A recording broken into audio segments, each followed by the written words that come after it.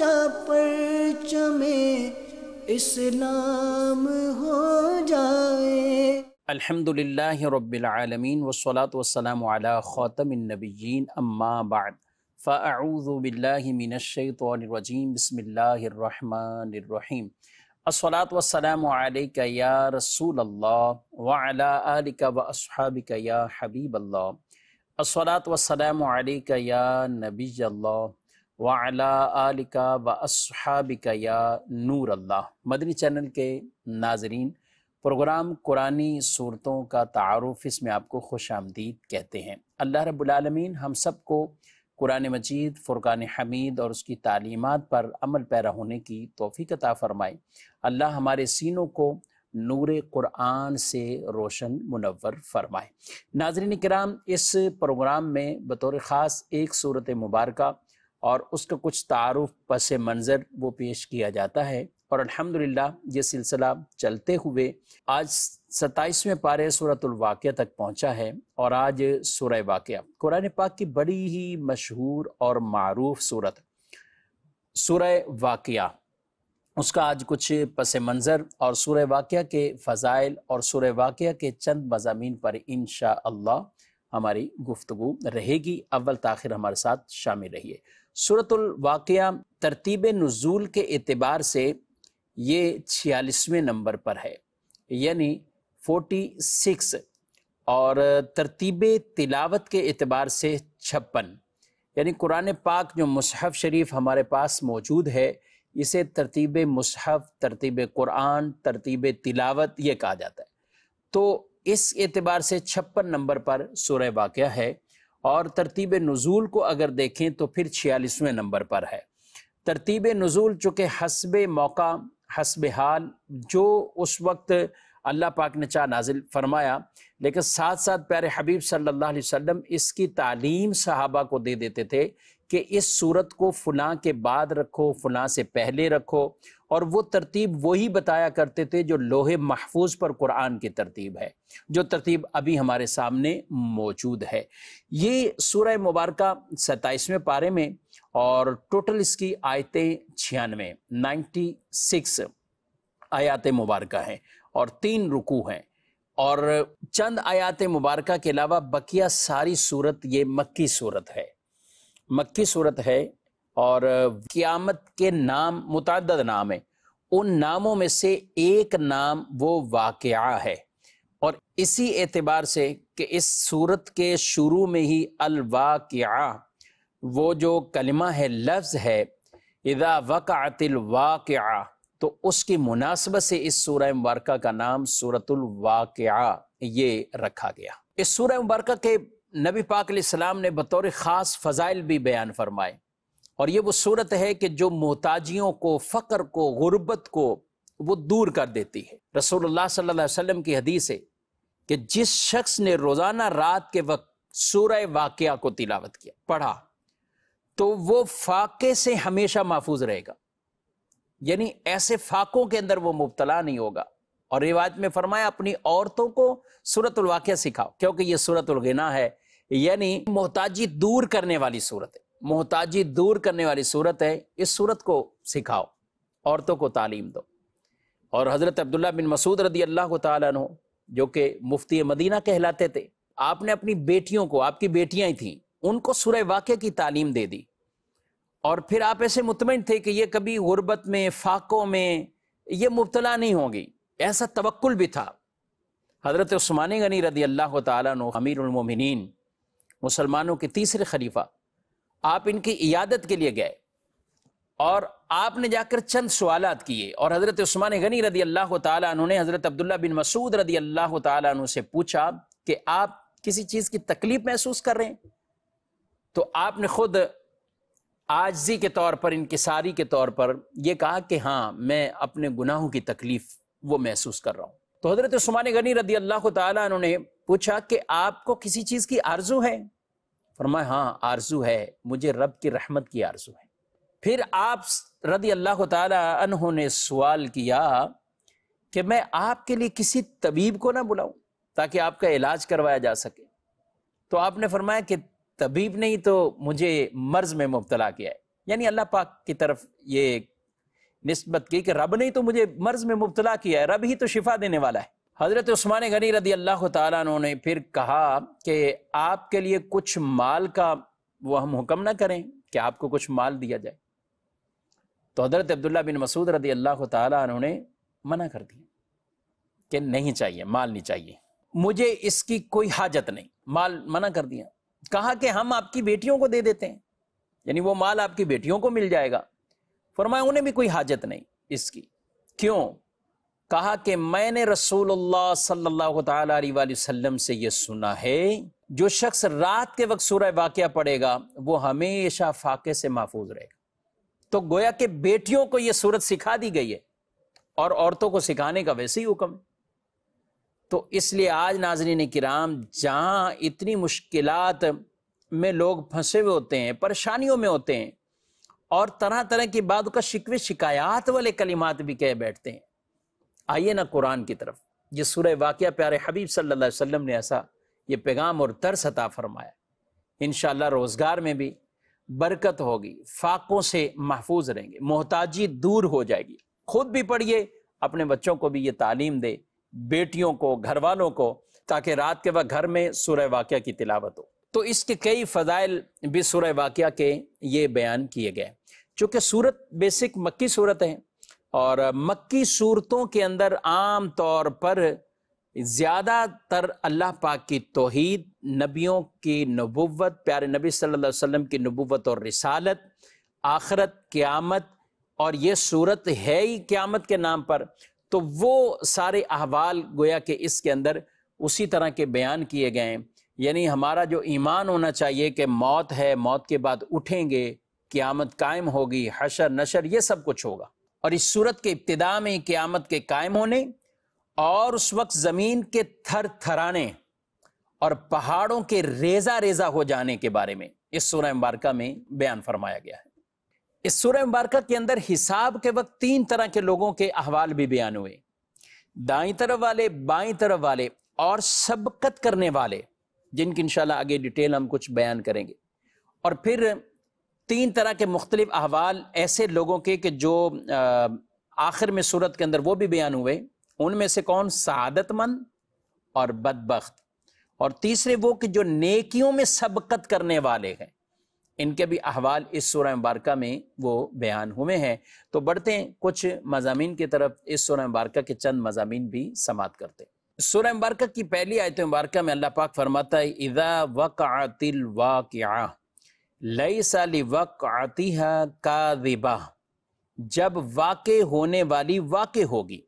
اس وقت کے واقع ہونے میں کسی کو انکار کی گنجائش نہ ہوگی۔ یعنی قیامت جب واقع ہو جائے گی تو پھر اب سب اعتراف کر لیں گے، اب کوئی انکار کی گنجائش ہی نہیں ہوگی، سب اپنے معاملات کو خود ہی وہ ملاحظہ کر رہے ہوں گے۔ اس لیے ہمیں آج ڈرایا گیا کہ اس دن سے ڈرو، اس دن سے ڈرو، اس وقت سب مان جائیں گے، لیکن آج کا ماننا یہ معتبر ہے۔ اللہ پاک فرماتا ہے فَكَيْفَ إِذَا جَمَعْنَاهُمْ لِيَوْمٍ لَا رَيْبَ فِيهِ وَوُفِّيَتْ كُلُّ نَفْسٍ مَا كَسَبَتْ وَهُمْ لَا يُظْلَمُونَ، تو کیسی حالت ہوگی جب ہم انہیں اس دن کے لیے اکٹھا کریں گے جس میں کوئی شک نہیں، اور ہر جان کو اس کی پوری کمائی دی جائے گی اور ان پر ظلم نہ ہوگا۔ تو قیامت کے بارے میں فرمایا اذا وقعت الواقعہ لیس لوقعتها کاذبہ، کوئی انکار نہیں کرے گا اس دن۔ آگے فرمایا خافضۃ الرافعہ، کسی کو نیچا کرنے والی اور کسی کو بلندی دینے والی، یعنی جو کفار ہوں گے، غیر مسلم ہوں گے، اور اللہ کے جو دشمن ہوں گے، اللہ اپنے ان دشمنوں کو جہنم کی گہرائیوں میں یعنی نیچے ڈال دے گا، اور جو اللہ کے پیارے ہوں گے، اہل ایمان ہوں گے، وہ جنت میں جائیں گے، مراتب ان کے بہت اعلیٰ ہوں گے۔ تو کوئی نیچے کوئی اوپر، اور یہ بھی تفاسیر میں بیان کیا جو دنیا میں بڑے تکبر کے ساتھ رہتے رہے اور ایمان سے بھی دور رہے، ایمان بھی نہ لائے، قیامت کے دن وہ نیچے ہوں گے، وہ ذلت میں ہوں گے، اور جو دنیا میں عاجز بن کے رہ گئے، اہل ایمان بھی بن گئے، پھر قیامت کے دن اللہ ان کے مرتبے بلند فرمائے گا۔ خافضۃ الرافعہ، تو قیامت کے یہ دو وصف بیان کر دیے گئے، یہ نیچے بھی کر دے گی کسی کو اور بلند بھی کر دے گی۔ اللہ ہمیں ان میں رکھے اہل ایمان میں، اور استقامت بھی اسی پر عطا فرمائے کہ وہ جنت کے مراتب اللہ عطا فرمائے اپنی رحمت سے۔ اللہ سے جنت کا سوال کرتے رہنا چاہیے، جنت الفردوس مانگتے رہنا چاہیے۔ آگے فرمائے اذا رجت الارض رجا وبست الجبال بسا فکانت ہباء منبثا، جب زمین بڑے زور سے ہلا دی جائے گی اور پہاڑ خوب چورا چورا کر دیے جائیں گے تو وہ ہوا میں بکھرے ہوئے غبار جیسے ہو جائیں گے۔ یہ قیامت کا ایک لرزہ خیز انداز، اور یہ ایسی ایک کیفیت ہو جائے گی، یہ پہاڑ یہ ایک مٹی کی طرح غبار بن کے اڑ جائیں گے۔ یعنی جب قیامت قائم ہوگی تو زمین تو ویسے ہی تھر تھرا کر ایسی کانپے گی کہ جتنی کچھ اس پر بلند بلند عمارتیں ہیں وہ ساری گر جائیں گی، اور یہاں تک کہ زمین جو کچھ اس کے اندر ہے وہ خود باہر نکال دے گی، وہ سب کچھ باہر نکال دے گی۔ پہاڑ وہ ریزہ ریزہ چورا چورا اور مٹی اور غبار کی طرح اڑ جائیں گے۔ اور آگے فرمایا وَكُنْتُمْ أَزْوَاجًا ثَلَاثَةً، اور اے لوگو تم تین قسم کے ہو جاؤ گے، تین قسم کے ہو جاؤ گے۔ فَأَصْحَابُ الْمَيْمَنَةِ مَا أَصْحَابُ الْمَيْمَنَةِ وَأَصْحَابُ الْمَشْأَمَةِ مَا أَصْحَابُ الْمَشْأَمَةِ وَالسَّابِقُونَ السَّابِقُونَ، تم تین طرح کی قسم والے ہو جاؤ گے۔ کون سے؟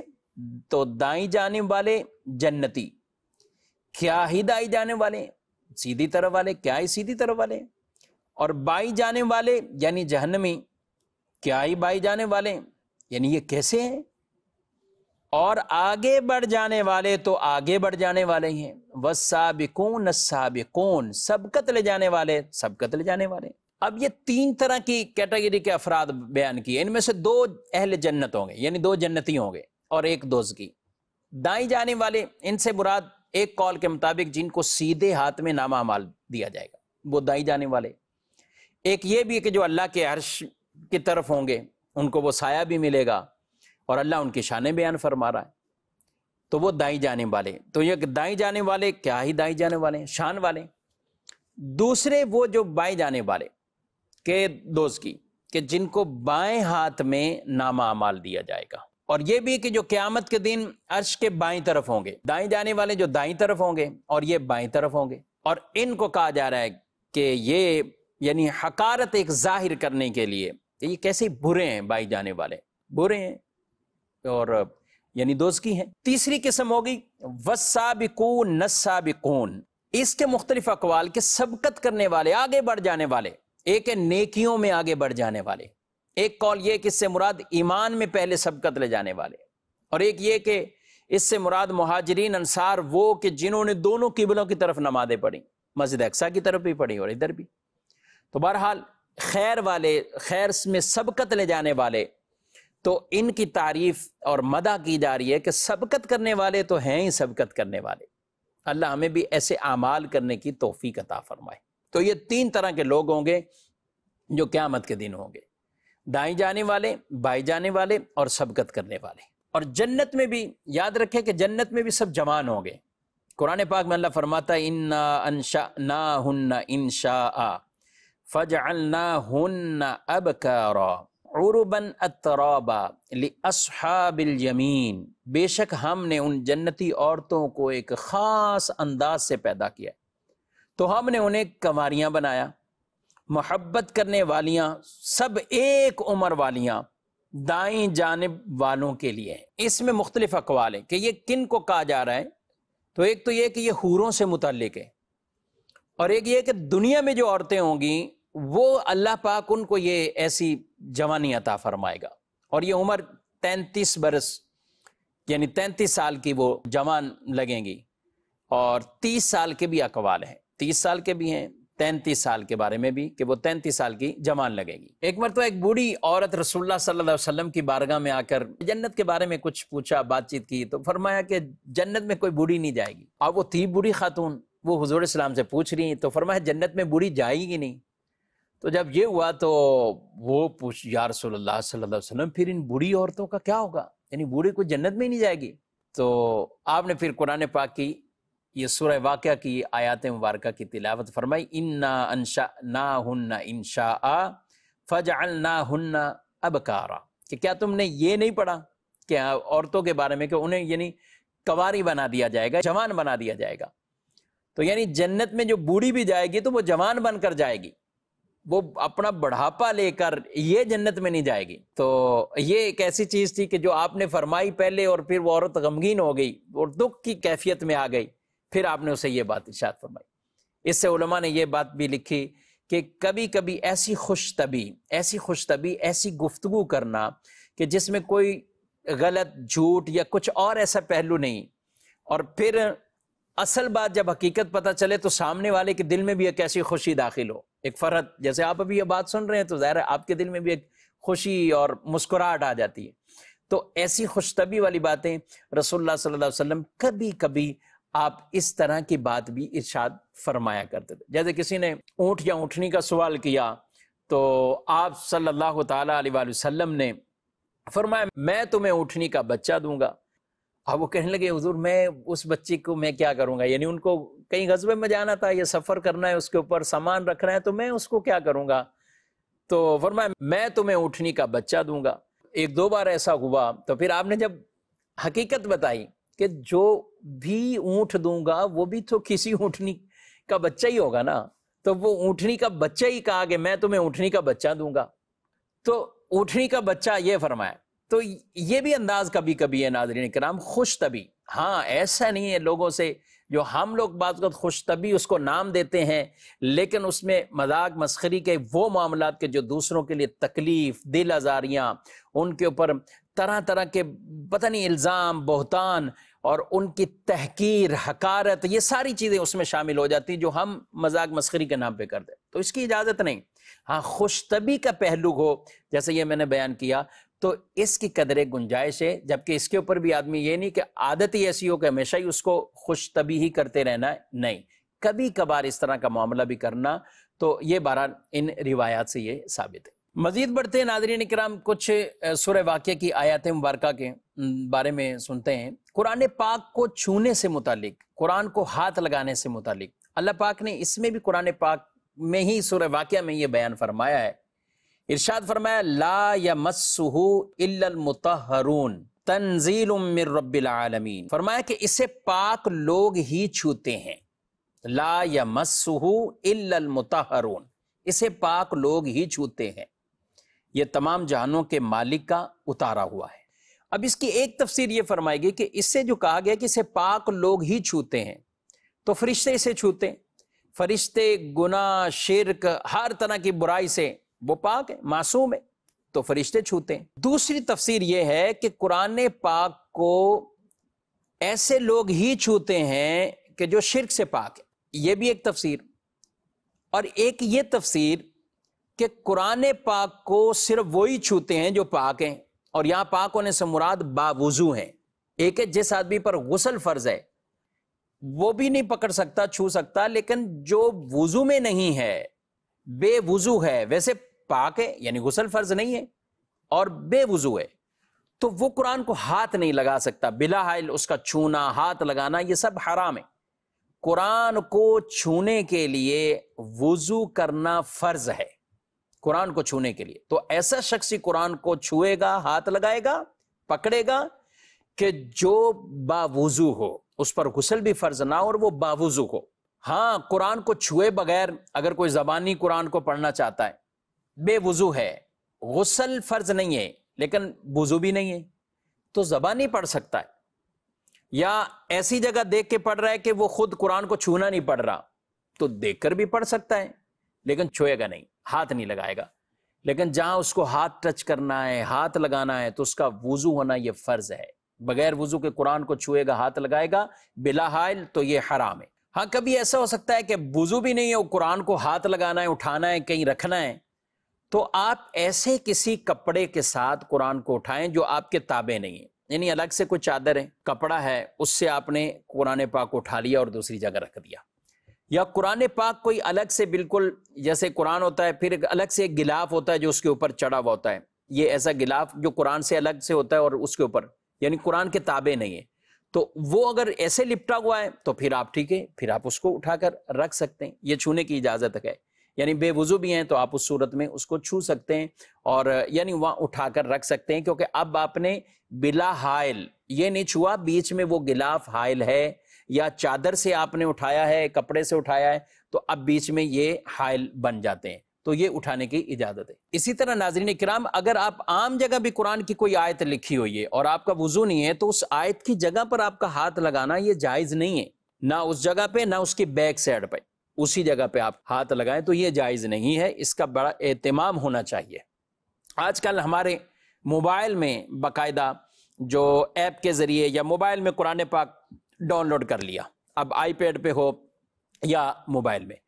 تو ہمارے علماء کرام اس حوالے سے بھی ان کی دو آراء ہیں۔ بعض علماء یہی کہتے ہیں کہ اس میں بھی وضو کرنا فرض ہے، یعنی آپ یہ ٹچ کر رہے ہیں، قرآن کے صفحات کو آگے پیچھے کر رہے ہیں تو وضو یہاں پہ بھی کرنا فرض ہے۔ وہ اس کی اجازت نہیں دیتے کہ بغیر وضو موبائل یا آئی پیڈ ٹیبلٹ وغیرہ میں آپ ایسے ٹچ کرتے جائیں۔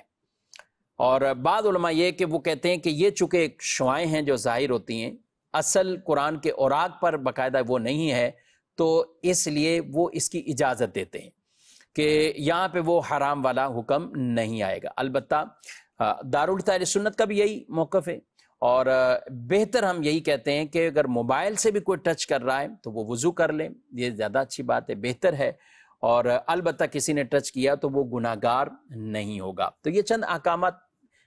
یہ اس کے ضمن میں ہم نے بیان کیے۔ ناظرین کرام، قرآن پاک کو دیکھنا یہ بھی عبادت ہے، باوضو چھونا یہ بھی عبادت ہے، پڑھیں گے تو اور ثواب ہے اور عبادت ہے، تو اس لیے قرآن پڑھتے رہنا چاہیے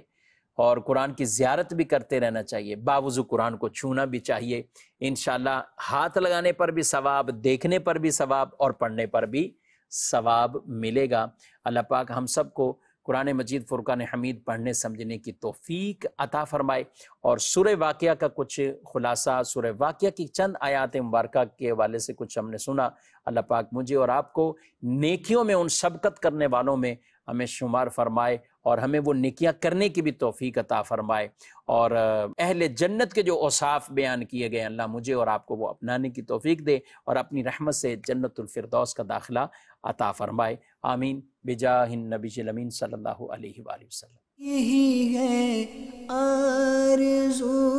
تعلیم